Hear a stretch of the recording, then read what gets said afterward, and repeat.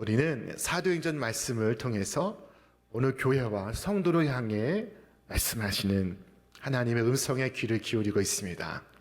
이 사도행전 15장 전체는 예루살렘 총회에 대한 기록입니다. 예루살렘 공의회의 회의를 기록하고 있습니다. 이 회의에서 유대인들, 특별히 바리새파 사람 가운데 예수를 믿는 사람들이 주장을 하기를 예수를 믿어도 할례를 준수하고 율법을 지켜야 한다고 강조하고 있었습니다. 그래야 구원을 얻을 수가 있다는 것입니다. 그때 바울과 베드로는 이방에 다니면서 복음을 전파하다 보니 할례가 중요치 않다는 것을 보게 되었습니다.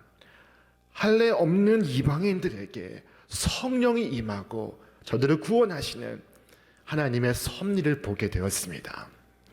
하나님께서 차별하지 아니하시는데 누가 차별하겠는가?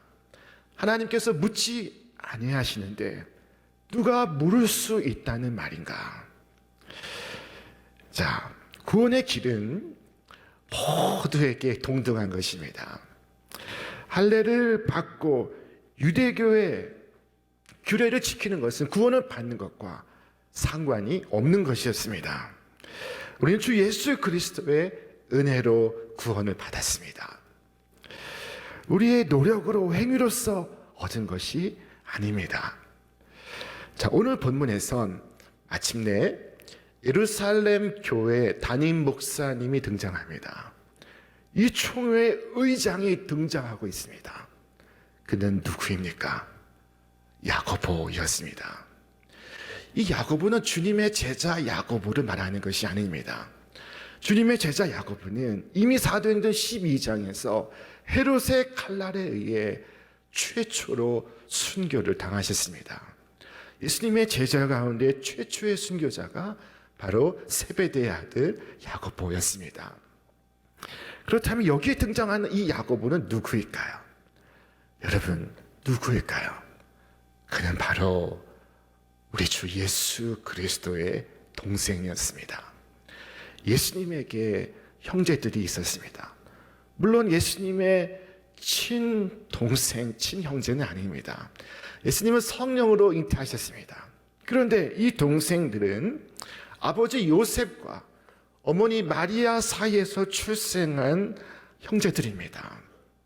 그럼에도 불구하고 이 야고보는 자신을 주의 형제나 동생으로 소개하지 않고 주의 종이라고 표현하고 있습니다. 그가 기록한 야고보서의 1장 1절은 이렇게 시작되고 있습니다. 하나님과 주 예수 그리스도의 종 야고보는, 아마 다른 사람들이라면은 예수님의 형제인 것을 1장 1절에서 밝혔을 것입니다. 그렇지 않겠습니까? 그러나 그는 예수 그리스도의 노예인 것을 밝히고 있습니다. 야고보는 평생을 통해 기도하는 사람이었다고 알려져 있습니다. 그의 무릎은 마치 낙타 무릎과도 같았다고 전해지고 있습니다. 이 야고보는 예루살렘 교회에 큰 존경을 받았고 마침내 순교에 이르게 되었습니다. 당시 야고보가 예루살렘 교회의 담임 목사였습니다. 총회의 의장이었습니다. 그가 일어나 말을 시작하니 모든 사람들이 침묵합니다. 그에게 엄청난 권세가 있었습니다. 오늘 말씀에 이르기를 말을 마침에 야고보가 대답하여 이르되, 모두가 말을 하기를 야고보가 기다렸습니다. 말을 마침에 야고보가 대답하여 이르되, 야고보는 모든 사람들이 말을 다 할 때까지 모든 사람들의 말에 귀를 기울였습니다. 우리 말씀을 같이 읽겠습니다. 하나님이 처음으로 이방인 중에서 자기 이름을 위할 백성을 취하시려고 그들을 돌보신 것을 시므온이 말하였으니 선지자들의 말씀이 이와 일치하도다. 여기서 시므온이란 시몬 베드로를 가리키는 것입니다. 야고보는 하나님께서 이방인을 돌보셨다고 표현했습니다. 이방인들도 아버지 하나님의 자녀라는 것입니다. 아버지 하나님의 구원하시는 역사를 그는 보고 있었습니다. 바나바의 이야기, 바울의 이야기, 베드로의 이야기 속에서 그가 본 것은, 그가 들은 것은 하나님의 일하심이었습니다. 그가 생각하고 그가 관심 있게 듣는 것은 하나님의 역사였습니다. 하나님의 뜻이 어디 있는가였습니다.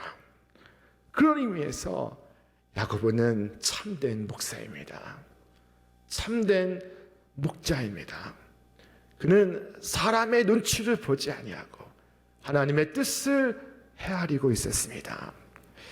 하나님의 뜻이 어디에 있는지, 하나님께서 어떻게 역사하고 계신지를 그는 통찰하고 있었습니다. 야고보는 하나님의 중심에 있는 것을 깨닫고 있었습니다.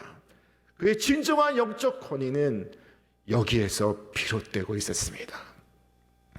그는 모든 이야기에 귀를 기울이면서 하나님 일하심을 보았고 선지자의 말씀을 떠올리게 되었습니다. 자, 우리 말씀 같이 읽겠습니다. 기록된 바 이후에 내가 돌아와서 다윗의 무너진 장막을 다시 지으며 또 그 허물어진 것을 다시 지어 일으키리니 이는 그 남은 사람들과 내 이름으로 일컬음을 받는 모든 이방인들로 주를 찾게 하려 함이라 하셨으니, 모든 이방인들로 주를 찾게 하려 함이라 하신 선지자 아모스의 예언을 그는 떠올리고 있었던 것입니다. 야고보는 이 말씀이 오늘날 이 땅에 응하였다는 확신을 갖게 되었습니다. 여러분, 오늘 우리 그리스도인들에게 필요한 것은 하나님 말씀에 기초한 믿음을 갖는 것입니다. 많은 사람들이 신앙생활 한다고 목소리를 높이지만은 자기 경험을 믿고 있습니다. 자기 판단을 믿고 있습니다. 의견을 내지만은 들어보면은 하나님의 말씀이 아닙니다. 야고보는 이 선지자의 예언을 통해서 이방인들의 구원이 하나님의 영원하신 계획 속에 있음을 깨닫게 되었습니다. 하나님의 말씀을 통해 하나님의 뜻이 무엇인지를 그는 보고 있었습니다. 마침내 야고보가 결론을 맺고 있습니다. 그러므로 내 의견에는 이방인 중에서 하나님께로 돌아오는 자들을 괴롭게 하지 말고, 은혜로 구원을 받았으니 이방인들에게 그 이상의 짐을 지우지 말라는 것입니다. 간혹 열심히 믿는 분들 가운데에는 자신의 자녀들에게, 자신의 배우자에게 높은 장애물을 두는 분들이 있습니다. 그들의 목에 멍에를 지우는 분들이 있습니다. 베드로가 무엇을 말했습니까? 우리도 매지 못하는 멍에라고 말하지 않았습니까? 나도 온전히 지키기 어려운 율법의 멍에입니다.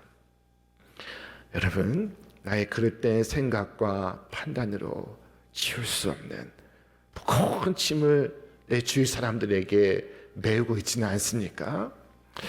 나의 부질없는 욕망으로, 나의 못난 습성과 이기심으로 내 사랑하는 이들에게 멍에를 덧씌우고 있지는 않습니까? 야고보는 단지 최소한의 금지 조항만을 제시하고 있습니다.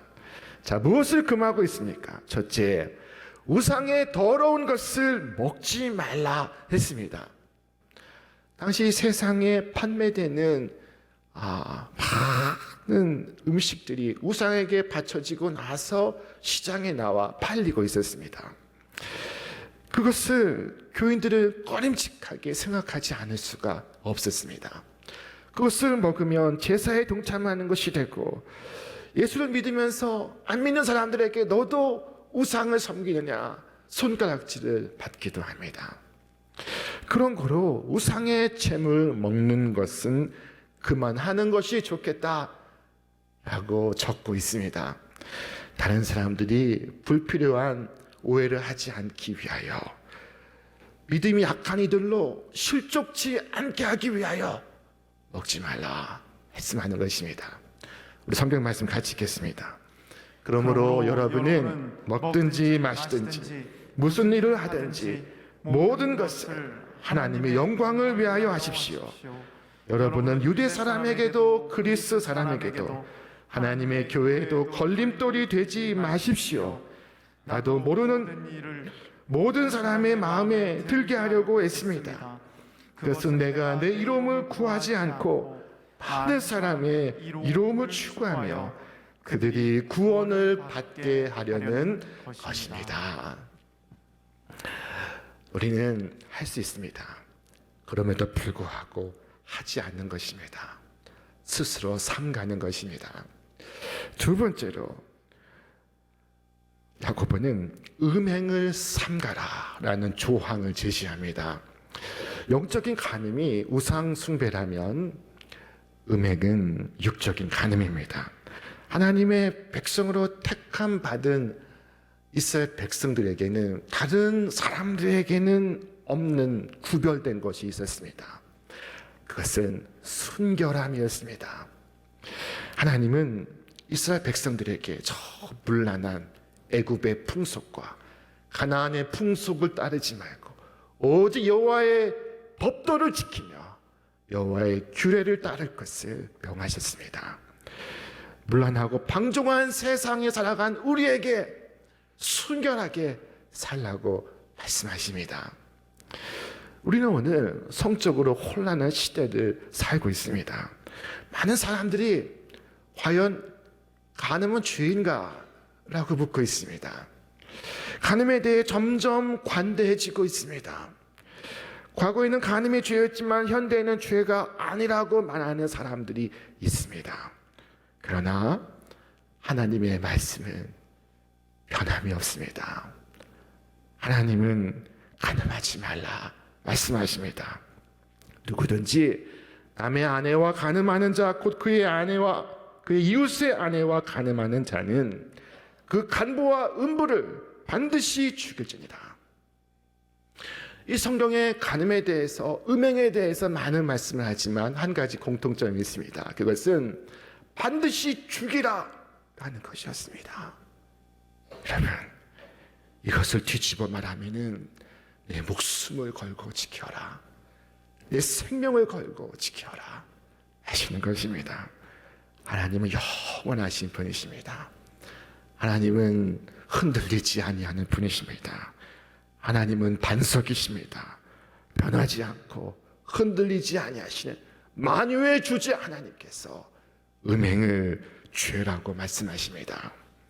우리 말씀 같이 읽겠습니다. 모든 사람은 혼인을 귀히 여기고 침소를 더럽히지 않게 하라. 음행하는 자들과 간음하는 자들을 하나님이 심판하시리라. 성경에 등장하는 도시 가운데 소돔과 고모라는 악명이 높습니다. 이 소돔과 고모라는 그들의 죄로 인하여 멸망하고 말았습니다. 그들이 무슨 죄를 지었습니까? 이 도시에 관한 기사를 살펴보면 이 도시에 대단히 문란한 성적인 범죄가 있었음을 보게 됩니다. 마을 주민들이 하루는 롯을 찾아와 손님들을 밖으로 끌어내라고 요구했습니다. 이유가 무엇이었습니까? 우리 같이 보겠습니다. 롯에게 소리치는 것이었다. 오늘 밤 네 집에 든 자들이 어디 있느냐? 그 자들하고 재미를 좀 보게 끌어내어라. 이토록 무서운 성적 타락에 빠져있던 이 소돔과 고모라는 하나님의 심판을 면할 수가 없었습니다. 하나님의 무서운 심판이 하늘에서 임하고 있었습니다. 자, 세 번째, 목매어 죽인 것과 피를 먹지 말라 말씀합니다. 자, 왜 목매어 죽인 것을 먹지 말라 하실까요? 다른 데 이유가 있는 것이 아니라 목매어 죽은 것은 피가 빠지지 않았습니다. 피는 생명이 머무는 곳입니다. 모든 생명의 그 근원이 피에 있다고 세 사람들이 믿고 있었습니다. 그러므로 목매어 죽인 것과 피를 먹지 말라고 말씀하고 있습니다. 오늘 야고보의 결론은 이 두 가지입니다. 하나는 행함으로 구원받는 것이 아니라 구주 예수를 믿음으로써 구원을 받는다. 또 하나는 구주 예수를 믿어 구원을 받은 자는 합당한 삶을 살아가야 한다. 그것입니다.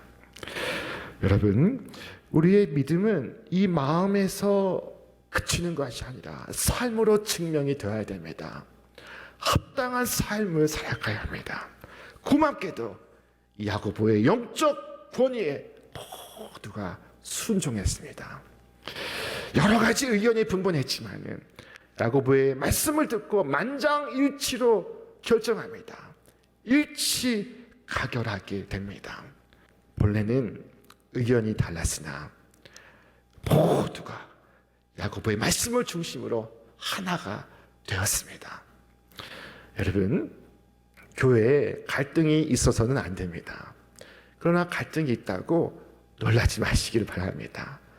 내가 섬기는 우리 교회 학교에 찬양대 혹은 봉사부서에 갈등이 있는 것을 이상하게 생각하지 마시기를 바랍니다. 교회는 사람들이 모이는 곳입니다. 사랑을 위하여 모였지만 모인 우리는 다 여전히 죄인입니다. 그러므로 갈등이 있을 수 있는 것입니다. 교회는 문제가 없는 공동체가 아닙니다. 사람들이 모인 곳에 어떻게 문제가 없을 수 있겠습니까? 그러나 서로의 차이에도 불구하고 주 안에서 하나가 되는 것입니다. 서로 의견이 통하고 마음이 통하고 기질이 같아서 하나가 되는 것이라면 그것은 교회가 아니라 이념 공동체입니다. 공산당입니다. 교회는 이념 공동체가 아닙니다. 생각이 같고 기질이 같기 때문에 모인 곳이 아니라는 말씀입니다. 비록 그 안에가 성격이 다르고 기질이 다를지라도 주 안에서 같은 마음을 품는 것입니다. 말씀 안에서 같은 생각을 품는 것입니다. 우리가 진정으로 하나 될 수 있는 곳이 바로 주 안에서입니다. 남편과 아내가 성격이 다르고 기질이 다르지만 남편이 주님을 사랑합니다. 아내가 주님을 사랑합니다. 주님을 사랑하는 그 마음 안에서 저들이 하나가 될 수 있습니다. 주 안에서 하나 될 수 있습니다. 진정한 신앙은 유대인이나 헬라인이나 부자나 빈자나 남자나 여자나 어른이나 아이나 다 주 안에서 하나 될 수 있다는 것을 예루살렘 총회가 우리에게 교훈하고 있습니다. 자, 그렇게 합의점을 찾게 되자 그 다음에는 편지를 써서 안디옥 교회에 보내기로 하였습니다. 사람만 보내는 것이 아니라 글로 써서 보냅니다. 말로 전하면 와전될 수 있습니다. 그러나 글로 전하면 확실합니다. 자, 편지의 내용은 무엇이었을까요? 우리 말씀 같이 읽겠습니다. 들은즉 우리 가운데서 어떤 사람들이 우리의 지시도 없이 나가서 말로 너희를 괴롭게 하고 마음을 혼란하게 한다 하기로 사람을 택하여 우리 주 예수 그리스도의 이름을 위하여 생명을 아끼지 아니하는 자는 우리가 사랑하는 바나바와 바울과 함께 너희에게 보내기를 만장일치로 결정하였노라. 아멘. 지시하지 않은 사람들이 있었습니다. 시키지 않은 일을 행한 사람들이 있었습니다. 그들로 인하여 안디옥 교회에 큰 파문이 일고 있었습니다. 자, 그래서 지금 파송되는 사람들은 교회가 공식적으로 인정하는 사람들입니다. 이 편지의 내용인즉슨 바나바, 바울을 칭송하고 있습니다.